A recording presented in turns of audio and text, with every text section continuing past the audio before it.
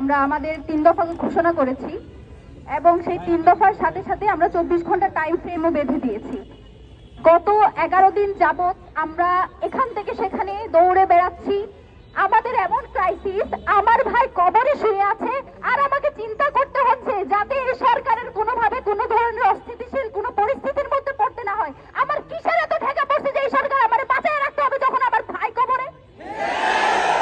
আমার কিসের এত ঠেকা পড়ছে যে কোথায় কি স্যাবোটেজ হবে সেটার দায় সরকার নেবে না বলে আমাকে জনগণকে শান্ত রাখতে হবে? জনগণ তো আমাদেরকে ভুল বুঝতেছে। আপনারা কেউ তো আমাদের চেয়ে বেশি উসমান ভাইকে ভালোবাসেন। আমরা গত 1 বছর ধরে এই মানুষটা, আপনারা যেই মানুষটাকে গত 1 সপ্তাহ যাবত চিনেন, যার জীবনী জেনে আপনারা এতখানি ব্যথিত যে এখন 11 দিন হয়ে যাওয়ার পরেও আপনারা রাজপথ ছাড়তে পারতেছেন না। উসমান হাদির এই যে 10-11 জনের যে কোর টিম, তার যে ইনকিলাব মঞ্চ, তাদের ভালোবাসা তো আপনাদের চেয়ে বেশি না?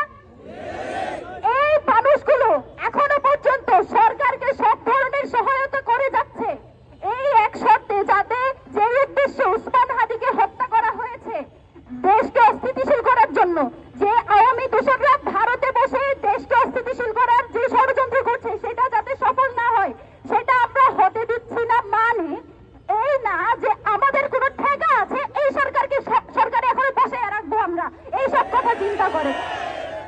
আমাদের বার্তা খুবই স্পষ্ট।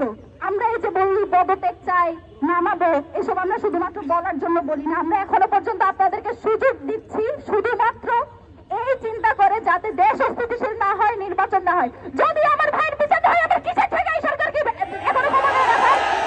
যে এই সরকার বিচার করতে পারে না সে নির্বাচন করবে, এটার কিসের বিশ্বাস? আর আইন উপদেষ্টা, আপনি 90 দিনের কিসের ভুগিচুকি বুঝেন? আপনার ক্ষমতা আছে কয়দিন? আপনি তো থাকবেন আর 1 মাস, আপনি 90 দিনে কেমনে কথা বলেন? আপনাকে 1 মাসের মধ্যে বিচার কার্য সম্পন্ন করতে হবে। একই সাথে যে খুনিরা শুধুমাত্র শুটার ফয়সাল, সে একেবারে শেষ গুটি, যে শেষ কার্য ঘটিয়েছে এই ঘটনায় স্পষ্টত রাষ্ট্রের একটা অংশ যারা এখনো পর্যন্ত ভারত এবং আওয়ামী লীগের পারপাস সার্ভ করে তারা এই কাজ ঘটিয়েছে, এটা আমাদের কাছে স্পষ্ট। তাদেরকে যত দ্রুত সম্ভব, এই যে মিলিটারি ইন্টেলিজেন্স, তাদের কাছে সব তথ্য ছিল আমার ভাইকে কারা খুন করবে, তারা কিভাবে ছাড়া পেয়েছে, তারা যে ইনকিলাব কালচারাল সেন্টারে আসছে, সব তথ্য তাদের কাছে ছিল। তারপরে তারা এই কাণ্ড ঘটতে দিয়েছে।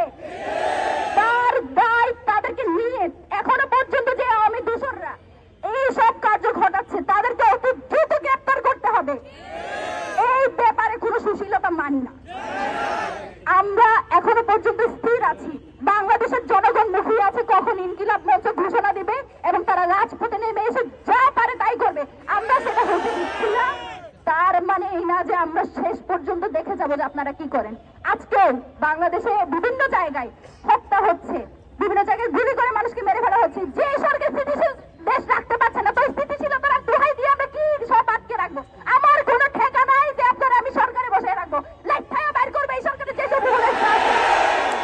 এই সব ব্যাপারে কোনো সুশীলতা হবে না। যতদিন পর্যন্ত আমার ভাইয়ের বিচার হবে, আমার আপনাদের সাথে কোনো সুশীলতা নাই। আমার যা হারানোর আমি হারাই ফেলছি, এখন আমার সরকার নিয়ে চিন্তা ভাবনা করার কোনো দরকার নেই। আমাদের বিচার লাগবে এবং সেটা নির্বাচনের আগে, এবং সেটা 1 মাসের মধ্যে। 1 মাসের মধ্যে বিচার কার্য সম্পাদন করার জন্য 24 ঘন্টা টাইম দিয়েছি। যদি না পারেন, আপনারা আরেকটা চিন্তা ভাবনা করতেছেন, সরকার তো আর বেশি দিন নাই, মাসখানেক সময় আছে, আগে ভাগে একটু পদত্যাগ করে পালাইয়া যায়। না, আপনাকে আমরা পালাইতে দিব না, দিচ্ছি না।